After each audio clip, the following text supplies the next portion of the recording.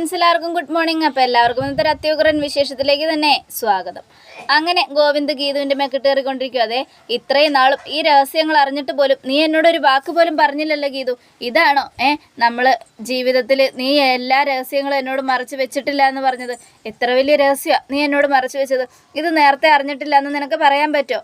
അത് കേട്ടതും ഗീതു ഒന്നും മിണ്ടാതെ തല താഴ്ത്തി നിൽക്കുക. ഇല്ല, നിനക്ക് പറയാൻ പറ്റില്ല, അതെനിക്ക് നന്നായിട്ടറിയാം. പക്ഷെ ഞാനൊരു കാര്യം പറയാൻ ഗീതു, ആരൊക്കെ എന്തൊക്കെ പറഞ്ഞാലും എനിക്കൊന്നേ പറയാനുള്ളൂ. ഞാൻ കരുതിയില്ല നീ എന്നോട് ഇത്രയും വലിയ രഹസ്യങ്ങളൊക്കെ മറച്ചു വെക്കുമെന്ന്. ജീവിതത്തിൽ ഞാൻ പ്രതീക്ഷിച്ചു പോലുമില്ല.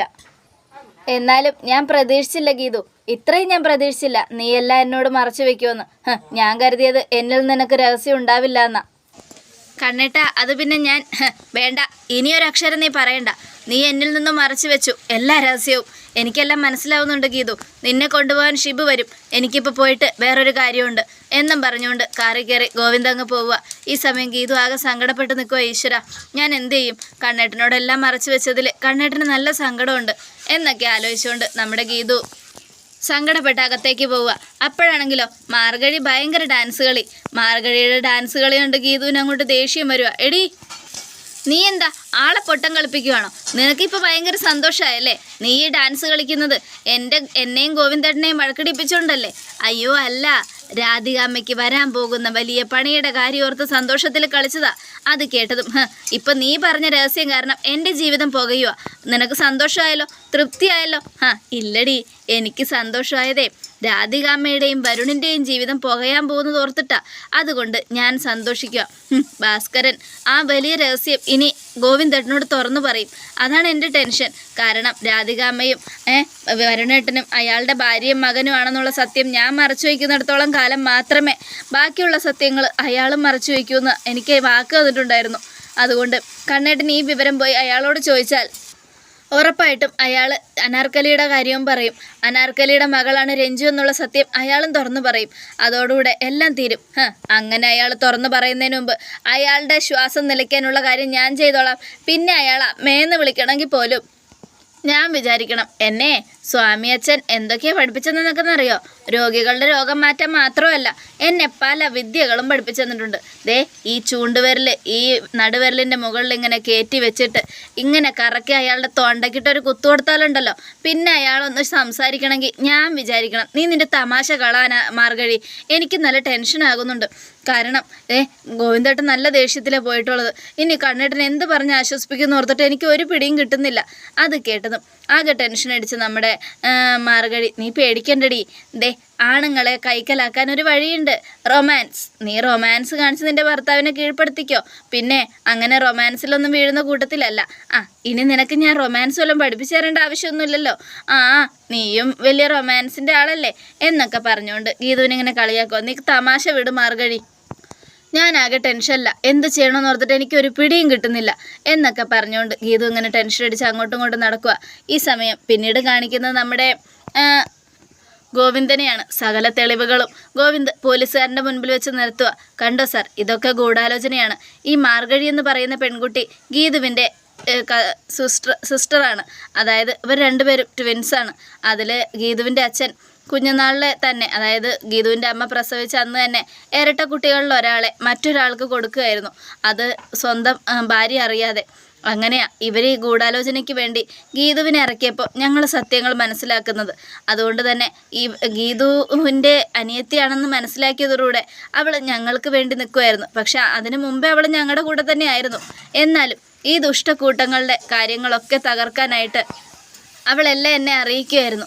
അതുകൊണ്ട് തന്നെ മാർഗഴി നമുക്ക് മാപ്പ് സാക്ഷിയാക്കാം. പക്ഷെ മറ്റു ചിലരൊക്കെ ഇവരൊക്കെ കുടുങ്ങണം സാർ. സാർ, ഇതിൽ വോയിസ് ഇല്ലാത്തതുകൊണ്ട് നമുക്കൊന്നും പറയാൻ പറ്റില്ല. കാരണം വോയിസിലൂടെ പലതും കണ്ടുപിടിക്കാൻ പറ്റും.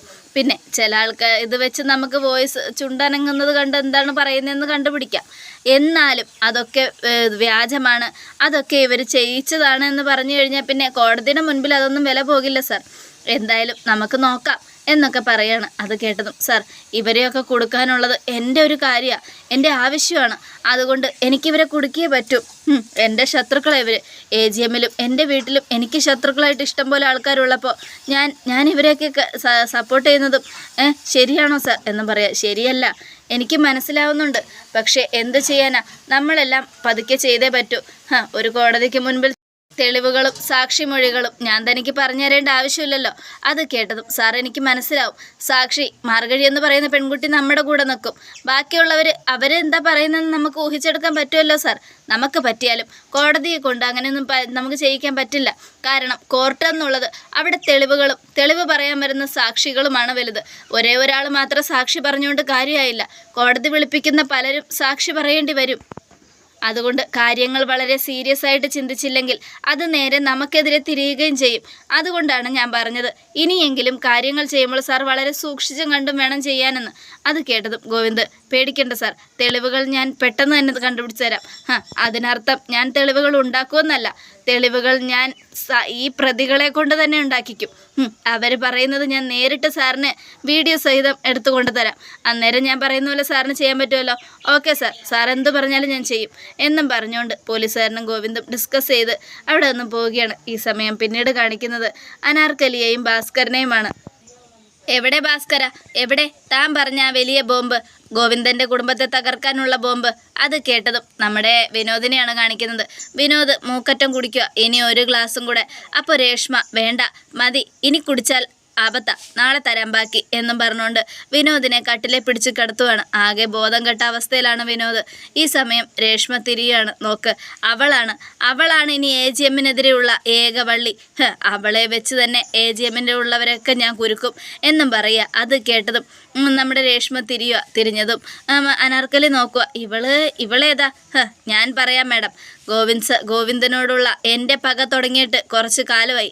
ആ പകയെക്കുറിച്ചും മറ്റു കാര്യങ്ങളെക്കുറിച്ചും ഞാൻ പറയാം. അതിനു മുമ്പ് ഞാൻ എന്നെ പരിചയപ്പെടുത്താം. ഞാൻ രേഷ്മ. വിനോദിനെ ഇപ്പോൾ എൻ്റെ ആക്കിയിരിക്കുക.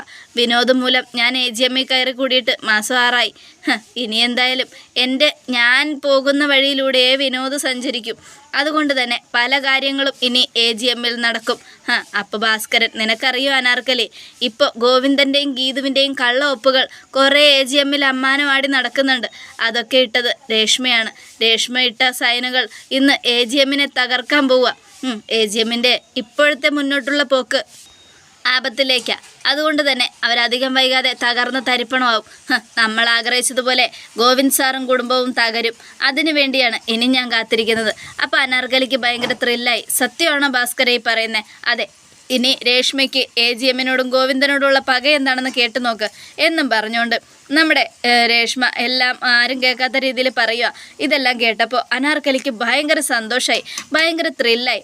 മതി ഭാസ്കര, ഇത് മാത്രം മതി, ഇത് ധാരാളം മതി. എനിക്ക് ഭയങ്കര സന്തോഷമായി.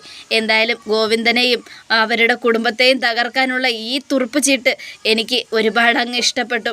രേഷ്മേ, നീ ഞങ്ങളുടെ കൂടെ തന്നെ ഉണ്ടാവും സാർ. ഇനി ഡയറക്ടർ ബോർഡിൽ നമ്മുടെ മാർഗഴിയായിരിക്കും ഇരിക്കാൻ പോകുന്നത്. ഗീതുവിനെ കൊന്നു കഴിഞ്ഞാൽ പിന്നെ ആ സ്ഥാനത്ത് മാർഗഴി വരും. AGM-ൻ്റെ MD എന്ന നിലയ്ക്ക് ഗീതുവും ഗോവിന്ദും മരിച്ചു കഴിഞ്ഞാൽ ഗീതുവിനെ പോലെ സാമ്യമുള്ള മാർഗഴി എത്തുന്നത് നമ്മൾക്ക് ലാഭമായിരിക്കും. മാർഗഴിയെ വെച്ച് AGM-ലെ എല്ലാം നമ്മൾ എഴുതി ഒപ്പിട്ട് മേടിക്കും. അങ്ങനെ മേടിച്ചു കഴിയുമ്പോൾ മാർഗഴിയെയും കാട്ടിലേക്ക് പറഞ്ഞു വിട്ട് സമാധാനത്തോടെ നമ്മൾ ആഗ്രഹിച്ചതുപോലൊരു ജീവിതം നമുക്ക് ജീവിക്കാൻ അനാർക്കലി. എന്തായാലും എനിക്ക് സന്തോഷമായി ഭാസ്കര, സന്തോഷമായി. ഞാൻ കരുതിയത് ഇനി എല്ലാം അങ്ങ് അവസാനിച്ചു, ഗോവിന്ദ് വെല്ലുവിളിച്ച് പോയതോടുകൂടെ ഇനി ഒന്നും നമുക്ക് ചെയ്യാൻ പറ്റില്ലെന്നൊക്കെയാണ്. പക്ഷേ അനാർക്കലി, നമ്മൾ സൂക്ഷിക്കണം. എന്തിനു സൂക്ഷിക്കണം? എനിക്കിനി പേടിയില്ല. രേഷ്മേ, വിനോദിൻ്റെ കാര്യത്തിൽ നീ കുറച്ച് കടുത്ത തീരുമാനങ്ങൾ എടുക്കണം.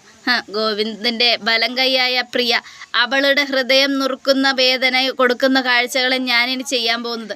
എന്തായാലും പ്രിയയുടെ തകർച്ച ഒരിക്കലും ഗോവിന്ദ് സാറിന് സഹിക്കാൻ പറ്റില്ല. വിനോദ് എൻ്റെ പരിധിയിലായി കഴിഞ്ഞാൽ ഉറപ്പായിട്ടും പ്രിയയുടെ ജീവിതം തകരും. അയാളുടെ ഏറ്റവും പ്രിയപ്പെട്ട അനിയത്തിയുടെ ജീവിതം തകരുന്നത് കാണാൻ അയാൾക്ക് പോലും സഹിക്കില്ല എന്നൊക്കെ പറഞ്ഞുകൊണ്ട് നമ്മുടെ രേഷ്മ ഇങ്ങനെ നിൽക്കുകയാണ്. ഈ സമയം പിന്നീട് കാണിക്കുന്നത് ഗീതുവിനെയാണ്. എത്ര വിളിച്ചിട്ടും ഗോവിന്ദിൻ്റെ ഫോൺ സ്വിച്ച് ഓഫ്. എനിക്ക് പേടിയാവുന്നു. കണ്ണേട്ടൻ്റെ ഫോൺ സ്വിച്ച് ഓഫാ എന്ന് പറയുമ്പോഴേക്കും നമ്മുടെ രഞ്ജു. സ്വിച്ച് ഓഫ് ചാർജില്ലാതെ ആയിപ്പോയൊന്നായിരിക്കില്ല. ഗോവിന്ദൻ്റെ കാറിൽ ചാർജറുണ്ടല്ലോ, ചാർജ് കുത്താനുള്ള സംവിധാനമുണ്ട്. പിന്നെ എങ്ങനെയാണ് ചാർജില്ലാതെ സ്വിച്ച് ഓഫ് ആകുന്നത്? അത് തന്നെ എൻ്റെയും ടെൻഷൻ. ഇതിപ്പോൾ മനഃപൂർവ്വം സ്വിച്ച് ഓഫ് ചെയ്ത് വെച്ചിരിക്കുന്ന. എനിക്ക് പേടിയാവുന്നു. ഗീതു നിന്നോട് പോലും പറഞ്ഞില്ലേ? ഇല്ല രേഖച്ചി, എന്നോട് പറഞ്ഞില്ല. എവിടേക്കാണ് പോകുന്നത്, എന്തിനാ പോകുന്നതെന്നൊന്നും പറഞ്ഞില്ല. അതുകൊണ്ട് എനിക്ക് പേടിക്കണ്ട, ഗോവിന്ദേട്ടൻ ഇങ്ങ് വരും എന്നൊക്കെ പറഞ്ഞുകൊണ്ടിരിക്കുമ്പോൾ ഗോവിന്ദ് വരിക. കയ്യിലൊരു ഫയലും ഉണ്ടായിരുന്നു. അപ്പോൾ രാധികയും വരുണും പിന്നെ പ്രിയയും രേഖയും ഗീതുവും കാഞ്ചനയും ഒക്കെ അവിടെ നിൽക്കുന്നുണ്ടായിരുന്നു. ഈ സമയത്ത് ഗോവിന്ദൻ്റെ വരവ് കണ്ടതും നമ്മുടെ രാധിക ഫോണും സ്വിച്ച് ഓഫ് ചെയ്ത് വെച്ചിട്ട് നീ ഇതെവിടെയായിരുന്നു കണ്ണ എന്നും അത് കേട്ടതും ആഹാ എല്ലാവരും ഉണ്ടല്ലോ, ഞാൻ എല്ലാവരോടും കൂടെ ഒരു കാര്യം പറയാൻ വേണ്ടി വരുമായിരുന്നു. എന്തായാലും നിങ്ങളൊക്കെ ഇവിടെ ഉള്ളത് നന്നായി. രാധികാമ്മ ഈ ഫയലിലൊന്ന് ഒപ്പിട്ട് തരണം. അത് കേട്ടതും രാധികയ്ക്ക് എന്തോ ഭയങ്കര സന്തോഷമായി. എല്ലാവരും നിർത്തിക്കൊണ്ട് തന്നോട് സൈൻ മേടിക്കുന്നത് ഓർത്ത് താൻ സ്നേഹിക്കുന്ന തൻ്റെ മകൻ എനിക്ക് വേണ്ടി ഇപ്പോൾ ഓരോന്ന് ചെയ്യാൻ പോകുക എന്നൊക്കെ ആലോചിച്ചുകൊണ്ട് ഇങ്ങനെ നിൽക്കുക. അപ്പോൾ രാധിക ഭയങ്കര സ്പീഡിൽ സൈൻ ചെയ്യാൻ പോകുമ്പോൾ നിൽക്ക് ഇതെന്തിനുള്ള സൈനാണെന്ന് അറിയാമോ? AGMൻ്റെ ഡയറക്ടർ ബോർഡിൽ നിന്നും രാധിക അമ്മ രാജിവെക്കുന്നു എന്നതിനുള്ള സൈനാണ്. അത് കേട്ടതും രാധികയും വരുണും ഞെട്ടലോടുകൂടെ വരുൺ എന്തിന് എൻ്റെ അമ്മയെ ഡയറക്ടർ ബോർഡിൽ നിന്നും രാജിവെപ്പിക്കുന്നത്? അത് കേട്ടതും ഇനി ഡയറക്ടർ ബോർഡിൽ രേഖയെ ഇരുത്തണം എന്നുള്ള ഇതിലാണ് രാധിക അമ്മ രാജിവെക്കാൻ പോകുന്നത്. വരും തലമുറയ്ക്ക് വേണ്ടി രാധികാമ്മ ചെയ്യുന്ന നല്ല പ്രവൃത്തികൾ ഒരുപാട് സന്തോഷം ഉണ്ടാക്കും.